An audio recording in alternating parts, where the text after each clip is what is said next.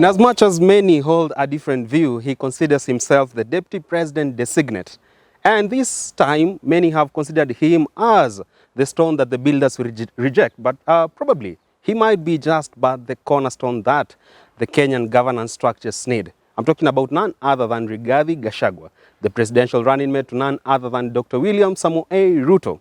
And of course, also, before we finish up this conversation today touching on Rigathi Gachagua here on Siasa Brigade, we, as usual, will have our Wheel of Time segment. And today, we go way years down the line and get to a time when Herman Manyora, all he wished for in life was to be, probably, just but a hotel waiter. Over time, he has overcome all the odds and become the firebrand public scholar and political analyst that he is. How did he transition from just having that dream at that point and now literally dining with the big boys and not serving them as he had expected? My name is Mwenja, your host here on Siasa Brigade, and allow me welcome on board Herman Manyora. Yes, Richard. you want to preempt my memoir. But I'm part of the team that is already writing it down. Okay. All right, sir. We are talking matters to do with Rigathi Gachagua, of course, the presidential running mate to Dr. William Samoei Ruto. A number of things have been happening in the political landscape that directly touch on him and his candidature when it comes to these particular August general elections. Let's start from this point. He has come out as this public administrator with years in the service spanning 10 years and all that. Same to George Natembeya, who is seeking Trans Nzoia's gubernatorial race. However, if you are trying to make comparison, in as much as it's a thief of joy, so many people have welcomed and endorsed George Natembeya, fellow DOs, DCs, PPOs who served then in colonial governments and all that regime. Why isn't that same energy directed to the candidature of Rigathi Gachagua? We're not seeing him being literally welcomed by many in the masses. Two reasons. One, which is on a light note, Gachagua doesn't look the kind of person who can make many friends. There used to be a man in parliament, the late Lotodo, once minister for environment. Yeah. The one who gazetted these houses, the forest, gazetted the forest around Langata. Heavy body. Which had issues with tobacco. Moi used to say, this guy can't even laugh. And it's true, never laughed. Too serious. Oh yeah. So Gachagua may not very easily make friends. Leave alone people he worked with. But again, you must understand where the government is. The government with Uhuru are one side and the Gachagua with Ruto are the other side. How do you expect serving DOs, for example, to come and support the side that is going against Uhuru Kenyatta? That is expecting too much. Everybody knows where their bread is buttered. Which side is buttered. Oh, right. Yeah. I see. We have seen very recently, actually yesterday, several days ago, about 3 or 4, we have seen the deputy president has hosted the community leaders from Kiambu in his current residence. And among them, of course, was Captain retired Kungu Muigai, who has a position in the Kikuyu elders community. Present there was a number of legislators, and top in there leading that delegation was none other than Rigathi Gachagua. In as much as he's trying to say that he's the de facto kingpin of Mount Kenya politics, don't you think the event that was at DP's office literally stamped that particular projection from Rigathi that he indeed is the regional leader? He's actually now associating with the community leaders, and they have probably endorsed him indirectly. Rigathi Gachagua is a leader in his own right. You can't deny him that. You can't take it away from him. Number two, he's not only the running mate to William Ruto, who is a serious presidential candidate, but he's also a serious mobilizer, and therefore is a name that is not just in Mount Kenya, but across the country. I see. Not every running mate will be known to the extent to which Gachagua is known. And therefore, he's a community leader. But if you are looking for a leader in the sense in which Raila is leader of the Luo nation, for example, and Ruto is of the Kalenjin nation, Uhuru has been, if you want to say so, of the Kikuyus, and Kalonzo Musyoka is leader of the Kamba, then Gachagua is not. All right. He's far below. Far below? Far below. He doesn't have what it takes. It's still too far. When decisions are being made around the mountain, they cannot even open the door for Gachagua. If he came, maybe he could enter the compound. They could allow the gate to be open. But he has to wait outside when men are discussing in the room. But then why will he have this assurance and believe in himself that he's gonna be that kingpin in the near future? But not even Kafogo said he's the leader of Mount Kenya. Exaggerating his abilities, you say? No, he has abilities, but he's not. That's He a isn't. fact. He's not. All right. If you are saying... When the dust settles, when boys have danced on the road, wheelbarrow, hustler, blah, blah, blah, bottom up, and the reality dawns, and the Kikuyus or the Gema people sit to make decisions about the community, people like Gachagua have no seat there because they are small people.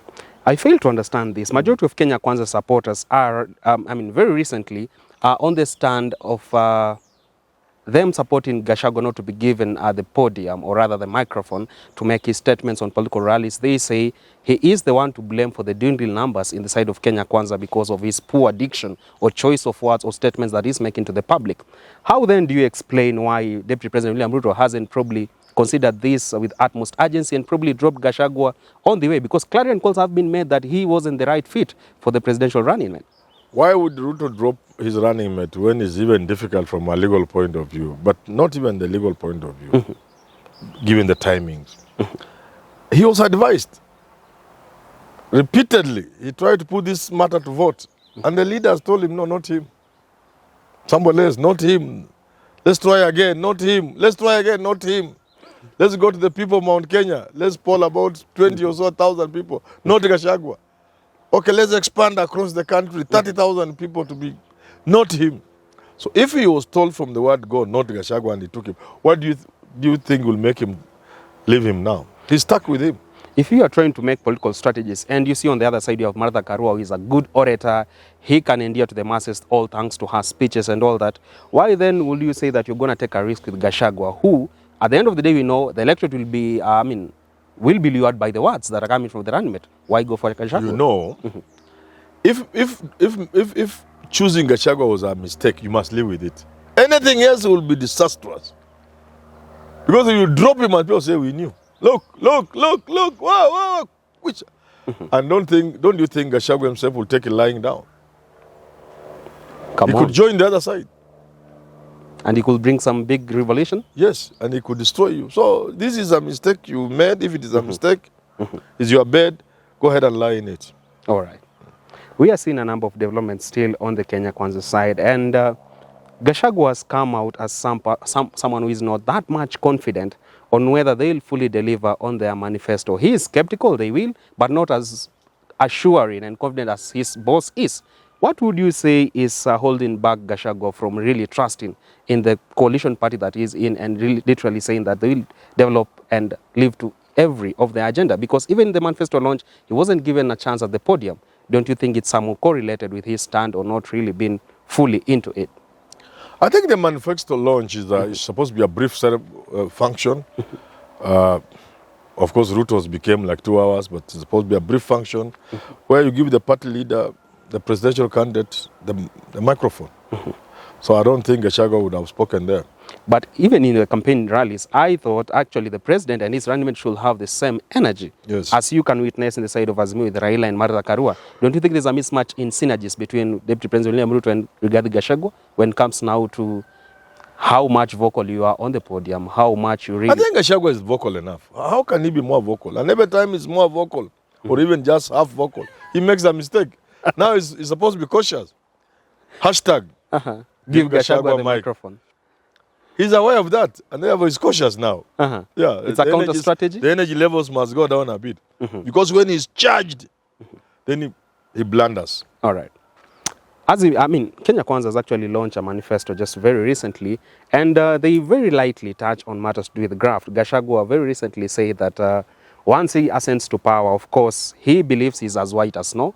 The first thing he will do is go get back his frozen assets, perhaps build a palatial home to hold leaders and the electorate and listen to their concerns and so forth. Don't you think, based on the integrity measure of Gachagua, do you think he has the moral authority to speak on matters to do with graft in this country? And you, as a public scholar, do you think he is as white as snow as he claims? Gachagua is not white. The allegations surrounding him, the cases he has, the money he's purported to have, without any evidence of what kind of business that could bring the billions, he could be far from being white. But I'm not the judge. I won't judge him. As to speaking about corruption, I don't think UDA has anybody at the top who can speak about corruption. I was telling somebody, was it Jadel the other day, or I say that you don't mention dry bones in front of an old woman. So that's why they never mention graft in their manifesto. Come on. Yeah, did you hear? Have you read it? But then how do you explain the numbers that they have in millions behind them? Which numbers? You've seen their rallies, mammoth crowds. That is who said, I didn't talk about the rallies. I'm talking about corruption. They have not mentioned corruption in their manifesto. I know they will hide in the idea of trying to make institutions independent, funding them. But that's not why there is corruption in the country. So people can go to Kenya Kwanza and support them in as much as every Kenyan is crying about matters with graft. They can still now blind their eye and say, in as much as Kenya Kwanza hasn't spoken about corruption, we're going to vote for them. Yeah, so, but at the end of the day, there is that number of Kenyans, I said, can decide an election by influencing, not merely by their number.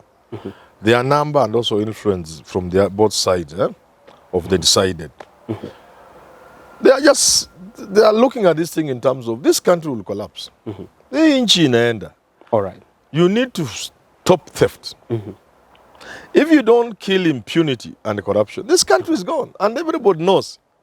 Apart from the tribal diehards, anything in Kenya knows, unless you check on corruption and impunity, the country is gone. So people are being forced to look at Martha Karua, Raila Odinga, William Ruto, Rigathi Gachagua, and people are asking, these two tickets, but actually, which of the two tickets can give you confidence that they can fight corruption? It may be as simple as that, and that will be a major deciding factor. We have seen Gachagua's boss, of course, current boss, the Deputy President William Ruto, through their manifesto, have in there tenets that look into fighting graft in bigger and little ways. One of them is he's saying, should he clinch the seat, will now pro-President Uhuru Kenyatta. What effect could this have on the candidature of Rigathi Gachagua and his politics beyond the August election in the Mount Kenya region? Don't you think Mount Kenya will consider Gachagua as an outcast because he'll be part of the team that will now be castigating the son of Mount Kenya? Those are the blunders. Those are the blunders. And when I say the Ruto manifesto is too detailed, people don't seem to get what I'm saying. I'm saying when you go into too much details, you end up touching certain things you should not have touched. Things like those. That's a big blunder. Yeah. So it won't directly affect William Ruto. It will have some major impact on Rigathi Gachagua and his future in Mount Kenya? How? What matters in the next few days or weeks is the vote. It's simply affected Ruto's votes. Yeah. All right. The people of Mount Kenya are going to have to reconsider their support for Ruto. I see. And this you can take to a good bank. All right. But you don't need to wait long. 9th of August is not far. Less than 40 days to come. It is very difficult, very easy. Richard, when results begin trickling in from around 8 o'clock on 9th, just begin to look at how many votes are coming from Nyeri, from Murang'a, Nyandarua, Laikipia, Kiambu, Kirinyaga. Just do so for 3 hours. Don't watch anymore. You'll know the election results. Should Kenya Kwanza not clinch the presidential seat this year, for Rigathi Gachagua, do you think the Mount Kenya bloc will be willing to take him in as their prodigal son? He'll be finished. Unless he now shifts to the current government, which will now be the Raila's one. How will he finish as who? Nobody will want him. The only Mount Kenya people who will cross over to Uhuru and Raila after Raila wins the election will be those with some political capital. Namely, those who will have won governor position, senate position on UDA. Those ones Uhuru will take and Raila. Come, kujeni nyumbani. But you've said regardless, should Moses Kuria win or not win, his original home is where Uhuru is, which will be Azimio. Yes. Why then will they take in Kuria with no conditions attached, and then you say they'll extend the same to Rigathi? Why would they take Kuria? Who will take him?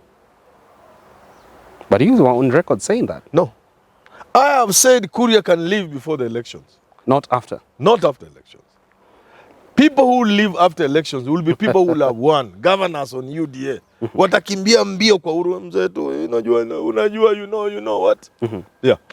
The very last, Yes. we are looking matters to do with, of course, promises in there that are to herald a new beginning for Kenyans. And if you see what has been presented by Kenya Kwanza, of course, it's quite endearing to the masses. Of course, the deputy president, who probably, if they clean the seat, will be Rigathi Gachagua, will take the front row seat in driving the agenda of the sitting government. If you look at the integrity measure of the promiser, who by now is Rigathi and Deputy President William Ruto, do you think, on a scale of 1 to 10, they surpass the 5% mark on their potential chances that they will fully implement their manifesto? You can implement your manifesto, but to what extent will you implement your manifesto? Unless you check theft of public resources. And they don't appear to me and to many Kenyans to be the sort of people who can check on corruption. Yeah. Because they will be checking on themselves, most likely. All right, well, that's why we wrap up this conversation today, touching on our person of interest, who is none other than the presidential running mate to Dr. William Samoei Ruto, Rigathi Gachagua, the Member of Parliament for Mathira constituency. He has had an illustrious career in the administration of this country and also went to Parliament as a legislator, and now he's seeking his bid as a running mate to William Ruto. Of course, here on Herman Manyora's channel, we can only wish him fair winds and follow insist and see what side will clinch the seat at the end of the day. Before I leave, as is the norm, we go to our Wheel of Time segment. At some point in Herman Manyora's life, the hallmark achievement of his life would have been to be a waiter way back there in Luombei, Kisumu, around those regions. Over time, he's become this vibrant political analyst and public scholar. What orchestrated his move to just want to be at that point then, and now how did he transition to this particular point? Let him share those insights with us. Sir, tell us. I think the point I was trying to make to you and part of the team is that I've not had a straight career in life. I'm not the sort of person who went to school, primary school, secondary school, and university. My journey has been disrupted. So if at some point you are like even 30 years and you don't have a job, and you are even interacting with waiters from a club, that's what I meant. And they are the ones buying you a drink or something like that. And you would even say, I wish even I was doing the job they are doing. Then some years later, you are in the same club and joining as a member. Those sort of things go on through your mind. As during the, I've forgotten the term they use, when they admit new balloting, when they admit new members, somebody proposes you, your name has been there for 30 days, people to scrutinize. Then their proposal or seconder comes up and say, I introduce this so-and-so to club. This is so-and-so. Then the membership says, fine, we will admit him. Then they ask you to say a thing. So I was saying, when I was standing there, I told them, I'm so happy to be here. You wouldn't know why I'm happy, but when you read my memoir, you'll see why. And what was going on in my mind is that when they read, they will see that at some point in my life, even if I had become a waiter in that club, that would have been an achievement. And here I was on that day, being admitted as a full member of a serious club. Before we wrap up on that, I mean, will you please share with us some of the shackles that were holding you back from excellence at that point, that you felt somehow vulnerable, that was everything you needed in life? No, I'm saying because you have gone to school, you've been expelled. I got expelled from school. I went through a lot of things, and the education I have, I've just picked pieces here and there. Many people don't know. When expelled from school, what was the response, reaction from Mama Netsi Itago then? Well, she really suffered. She went through a lot of pain as I would be expelled from school, come stay home. And she's the child she loved, and she was really pained. But I was never expelled because I stole or I did anything bad. Just a hard I'm just a person who holds an opinion. That's all. An informed and strong, bold opinion. Yeah. All right. And I don't fear telling you what I think. Even if you are my school principal, I can tell you off. My first trouble with the school was a white boy who was teaching us this, Pisco, whatever they were called. We had a system like a university system in my school, where you don't sit in one class permanently. Classes are like rooms for teaching. So your classroom where you take your roll call, maybe where English is taught. So after the roll call, you are going to the lab or you are going where history is taught, that kind of thing. So he was taking a lot of time taking roll call, and he wanted to use that room for some lesson. So people are talking outside. So he gets out. He was called Mr. Albis. I said, "You monkeys, you are free." I just slapped him. And you couldn't take it anymore. I couldn't take it. How can this small boy, white boy, call us monkeys? And that is a time nobody could have imagined you could do that. I just got hold of him and slapped him. So if I would be suspended because of that, I'm willing to do it many, many, many times over. Even when it comes to the governance structure of this even country. my late son was in school, Sunshine, and he was suspended. And I went there and asked him, why was he suspended? He disobeyed a prefect. What was the issue? He was asked to kneel down. I told him I wouldn't do it myself. Like father, like son. How would I kneel for somebody? And it's even sacrilegious. How can a prefect ask somebody to kneel down for them? I told my son, you are a man. Let's go home. Well, there you have it from the firebrand himself, Herman Manyora. One bold and very, very much informed citizen of this country, and an active one at it. Until next time on Siasa Brigade, my name is Richard Mwenja. Always a pleasure to have you on these editions that we hope will have an impact on the future of Kenya's governance. Until next time, adios, peace.